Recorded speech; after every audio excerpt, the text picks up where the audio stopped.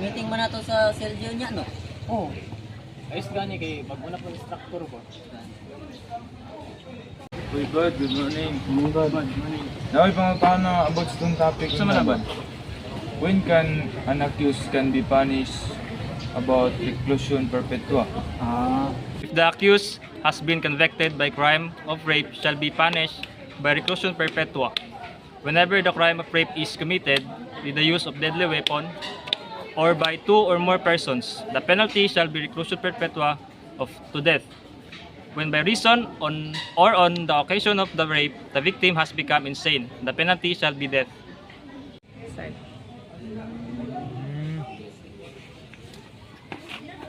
Ikaw, mga tanong teka. Unsa man? What is the purpose of the Bill of Rights in the Philippines?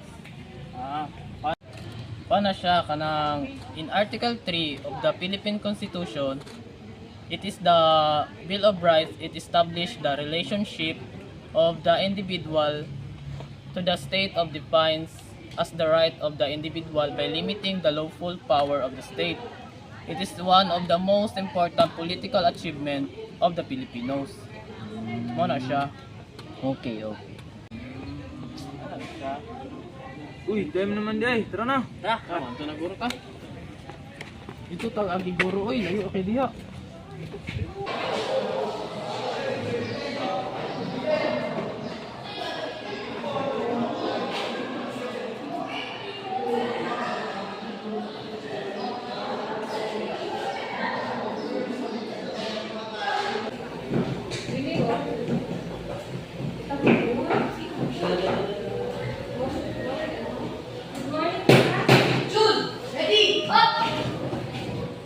Second year BS CRIMINOLOGY-A is with my companion is ready for your any classroom instruction. Mom! Ready, sit! So, good morning class. How is your day? So, I am your instructor for this subject, which is the CLJ 222. It is a human rights education. So, any idea about our topic or our subject? Anybody from the class? Yes, miss? So, human rights is the foundation of freedom, justice, and peace. Thank you. So, I want the class to share their thoughts about the history of the human rights. So, yes, miss?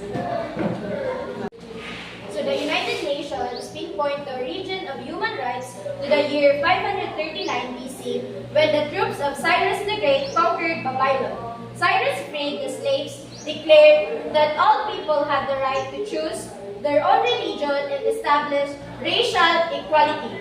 Human rights have a long and complex history which can be traced back to an ancient civilization such as Greece and Rome, where the concept of natural law and individual rights was first developed.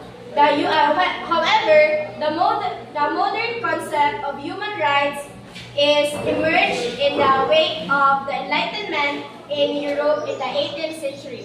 One of the earliest and most influential declaration of human rights was the United States Declaration of Independence, which proclaimed that all men are created equal, that they are endowed by their Creator with certain unalienable rights, that these are life, the liberty, and the pursuit of happiness. In the 20th century, the Universal Declaration of Human Rights, or the UDHR, was adopted by the United Nations in 1948. The UDHR set out a comprehensive list of fundamental human rights that should be protected by all nations, including the right to life, liberty, and security of person, freedom of thought, conscience, and religion, freedom and expression, and the right to work, education, and healthcare. Since then, a number of international treaties and conventions have been adopted to protect and promote the human rights, including the International Covenant on Civil and Political Rights, the International Covenant on Economics, Social and Cultural Rights, and the Convention on the Right of the Child. Today, human rights are widely recognized as the fundamental aspect of global governance to be considered essential for promoting social justice, equality, and peace. And that would be all, ma'am. Thank you. So, present, Mr. Arias. So, let's forward to the basic principle of human rights. First one, class, is the human rights are inalienable, so they should not be taken away except in specific situation and according to due process. For example, of that class is that the right to liberty may be restricted if a person is found guilty of a crime by a court of law. So, did you understand about these human rights are inalienable? Yes, ma'am. Very good. So, next one is the human rights are inherent. So, we all know that human rights are birthright. They belong to the individual or per reason that he or she is a human being.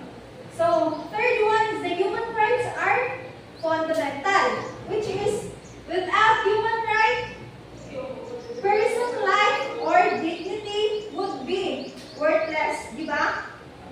Next one is human rights are imprescriptible. We all know that human rights are not lost by mere passage of time. So these are the rights of our basic principle. And the fifth one is the human rights are invisible.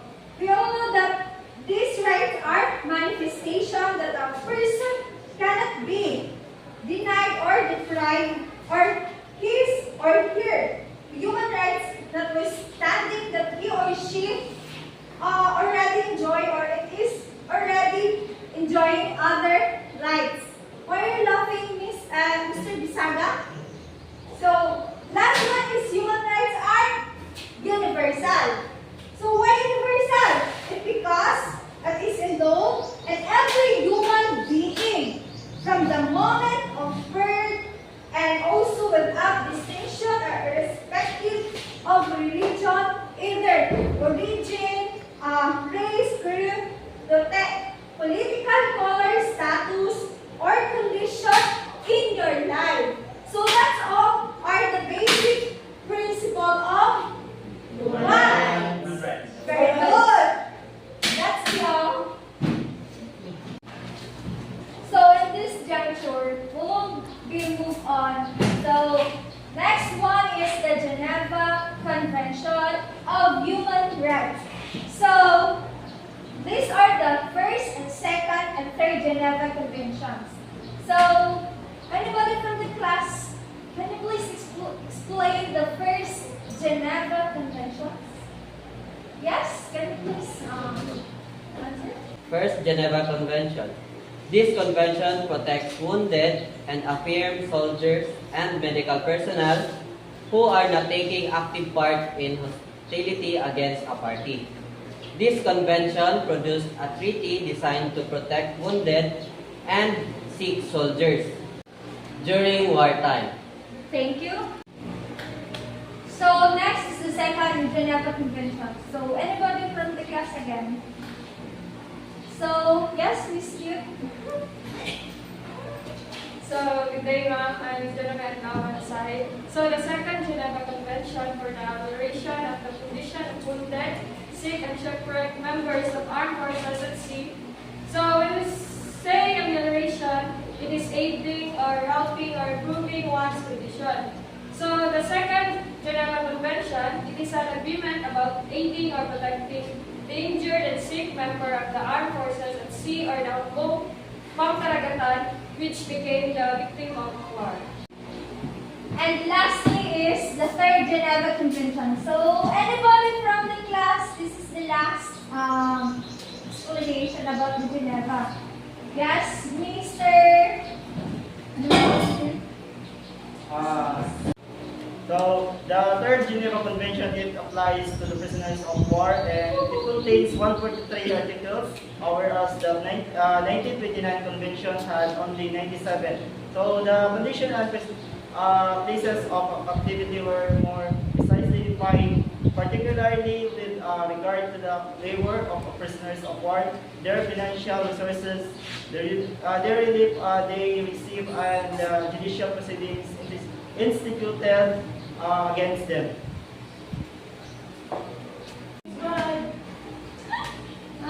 Mr. Agustin, thank you for your idea about the Geneva Conventions. So, class, we're done with the chapter 1. So, let's forward to chapter 2 or lesson 2, which is the legal frameworks of human rights. So, what are the purpose of the 30 articles under the General Assembly? So, yes, anybody will take us again and again. Yes, please. In the last.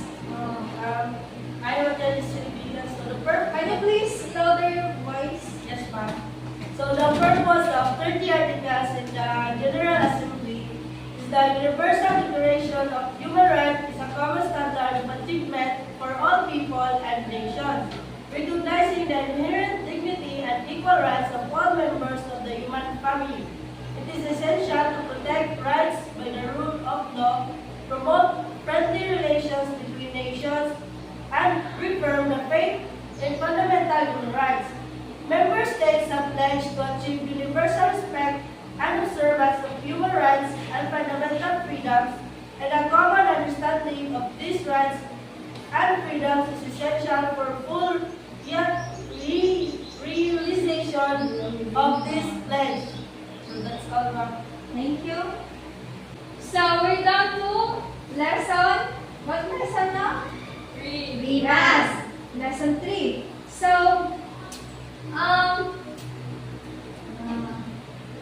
yes, Mr. Can you please stand up? Ma'am? Yes. So, in your opinion, what is the value of statutory rights? Statutory rights, ma'am, is very important to every individual because statutory rights is an individual's legal rights that is given to him or to her by the local national environment. These are generally designed to protect citizens, especially their rights. They are typically enforced by local law enforcement, and their violation usually carries a penalty of legal prosecution and punishment. Statutory right is also important to those people who has been accused for the crime that he did not commit. By the help of statutory right, the accused shall be presumed innocent until he is proven guilty, and shall have the right to be heard himself and counsel to be enforced of the nature and cause of the accusation against him, to have speedy, impartial, and public trial, to meet the witnesses face to face. Ma'am? Yes. Thank you. Thank you, ma'am. So, any clarification, violent reactions? None, ma'am. So, that's all for today's, and see you next meeting, class. June, ready, up! Second year class Criminology-A is with my companion. We thank you for your 80 classroom discussion, ma'am. Permission to leave the classroom, ma'am. Permission to proceed, ma'am. Bye, ma'am. Bye, ma'am.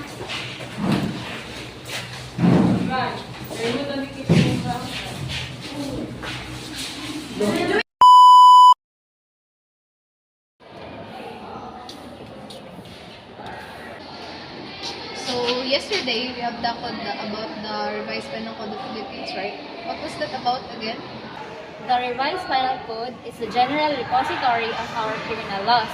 hence a codified law punishing certain offenses. The code also penalizes other acts which are considered criminal in the Philippines, such as adultery, concubinage, and abortion. It expressly defines the elements that each crime comprises, and the existence of all these elements have to proven beyond reasonable doubt in order to secure conviction.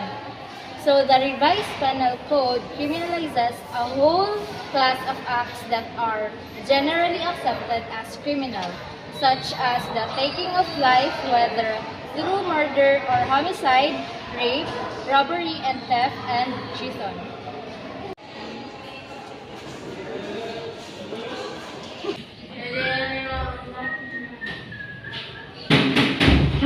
Ready, up! With the companion. Ready, any class for the section, ma'am? Ready, grip! Ready, sit. Good. Good afternoon, class. Good afternoon, ma'am. So at this juncture, we'll be continue our discussion last meeting. So, but before that, let's have a quick recap about the last meeting we tackled about the Republic Act 7438. So, anybody from the class? Yes, Miss Vergara? Okay, so the Republic Act number 7438, Act defining certain rights of person arrested, detained, or under custodial investigation, as well as the duties of the arresting, detaining, and investigating officers, and providing penalties for violation thereof. 1992 legislation, criminal reception, internal legal order. And that's all, ma'am. Thank you. So, very well said, Miss Vergara. So, another, why is human right is important to law enforcers? Miss Amos. In the performance of their duty, law enforcement officials shall respect and protect human dignity and maintain and uphold the human rights of all persons. States Article 2 of the United Nations Human Rights Office of the High Commissioner's Code of Conduct for Law Enforcement Officials of 1979. Thank you, Miss Amos. So, at this afternoon, we will continue chapter which entitled International Humanitarian Law, which is the IHL. It is a set of rules, class, that seek to limit the effects of armed conflict to humanitarian reasons. Why? Because it also restricts the methods and means of warfare. So, Mr. Tall Guy at the back, I have a question for you. When the law enforcement group applied the international humanitarian law, Miss Paglinawan, why are you sleeping? Wake up, miss. So, can you please answer my questions? International humanitarian law applies in three situations. International armed conflicts which involve at least two countries. Situations where the whole or part of the country's territory is occupied by a foreign power. Armed conflicts that arise within a country between a government and one or more organized armed groups, or between various organized armed groups. IHL applies to all parties to a conflict regardless of who started it. Please, that's right. Please sit. So, class, who are the civilians? Who are the combatants? Armed forces. Very good, class. Clap your hands. So, let's proceed to lesson 5.6, which is the writ of habeas corpus. So, what is the reason why habeas corpus is created? Anybody from the class? Miss Credo? So, habeas corpus is the Latin for that you have the body or show me the body. So, the purpose of the writ of the habeas corpus is to function as the legal shorthand from a judge to a legal officer. That the person in custody must be produced in the courtroom so that the court may determine if they are being illegally imprisoned. The purpose of the writ of habeas corpus is not to determine the guilt or innocence of a prisoner, but only to test the legality of a prisoner's current detention. That's all, ma'am. So, okay, very good, Miss Reto. How about the writ of amparo, which is writ that covers extralegal killings and enforce disappearance or deeds thereof? Is writ of amparo applicable in the Philippines? Yes, Miss? So, before I answer your question, Miss, I will explain first what is the writ of amparo. The writ of amparo is the remedy for protection of constitutional rights found in a certain jurisdiction. The amparo remedy or action is an effective and inexpensive instrument for protection of individual rights. So, yes, it is applicable in the Philippines because the writ of amparo is for any person whose right to life, liberty, and security has been infringed or is threatened by a violation due to an unlawful act or omission of a public official or employee, or of a private individual or corporation may seek redress through the writ of amparo. That's all. Thank you, please sit. So, next is the Republic Act 1951. Mr. Boggy, what is your last name? Yes, ma'am. Yes. So, explain the Republic Act 1951. The 9851 or the Philippine Act on Crimes Against International Humanitarian Law or Genocide and Other Crimes Against Humanity. The Act echoes the substantive provisions of the draft articles. The duty of every state to exercise its criminal jurisdiction over those responsible for international crimes. It shall also protect victims, witnesses, and their families, and provide appropriate redress to victims and families. It shall ensure that the legal system in place provide accessible and gender-sensitive avenue of redress for victims of armed conflict. So, let's proceed to lesson 6, which is entitled the International Humanitarian Law, Means and Methods of Warfare. So, if we say means and methods of warfare, to what does it pertain? So, anybody from the class? Yes, Miss Amos again. Means and methods pertain to warfare are the tactics or strategy used in hostilities against an enemy in times of conflict. Means of warfare are the weapons or weapon system used. The only legitimate object of war, as defined by the law of armed conflicts, is to weaken the overpower the opponent's military forces. The history of conflicts illustrates the need to restrict the use of force in order to limit the risk of extermination and total destruction of the enemy. Okay, please sit. So, another question. Why is the IHL limits the use of means and methods of warfare? Miss Glyza? International Humanitarian Law, or IHL, also known as the Law of Armed Conflict or the Law of War, that seeks to protect the rights and dignity of individuals affected by armed conflict and to limit the suffering caused by warfare. One of the key ways in which IHL achieves these objectives is by imposing limits on the means and method of warfare that can be used by combatants. The use of certain means and method of warfare can cause unnecessary suffering, death, or injury to civilians, combatants who are no longer taking part in hostilities, and the natural environment. For example, the use of chemical weapons, biological weapons, and certain types of conventional weapons can cause indiscriminate harm and long-lasting damage to individuals and the environment. IHL seeks to prevent such harm by prohibiting or limiting the use of these means and method of warfare. In summary, IHL limits the use of means and method of warfare to protect civilians combatants who are no longer taking part in hostilities, the environment or the natural environment from unnecessary harm, and to ensure that the fundamental of human rights are respected even in times of war. That would be all, ma'am. Thank you. Have a seat.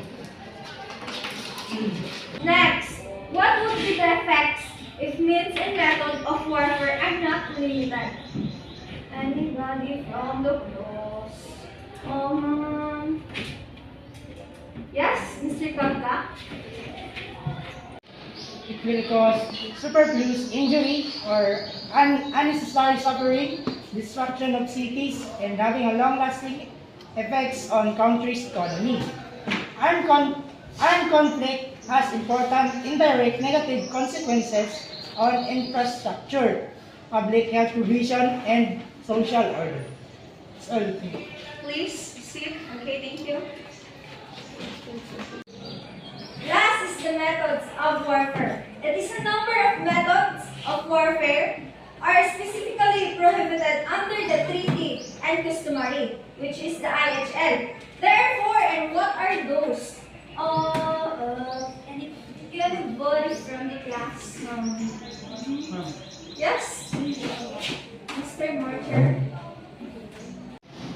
Basa ko ma'am, in 1977 nations adopted two additional protocols to the Geneva Conventions, each of which included the prohibition of starvation of civilians as method of warfare. Those protocols have been ratified. It is prohibited not to give quarter. In other words, it is not lawful to order or to make understood that one will take no prisoners, to threaten an adversary with such an order, or to conduct hostilities on the basis of the principle that no prisoners will be taken. Second. Please. Excellent. So I guess we'll just be waiting for your examination class. Any clarification? None, None, ma'am. So good luck to your exam class. We'll now end our class this afternoon. June, ready, up! Sige, forgiving class on instruction, ma'am. Permission to leave your classroom, ma'am. Permission to proceed, ma'am. Thank you, ma'am.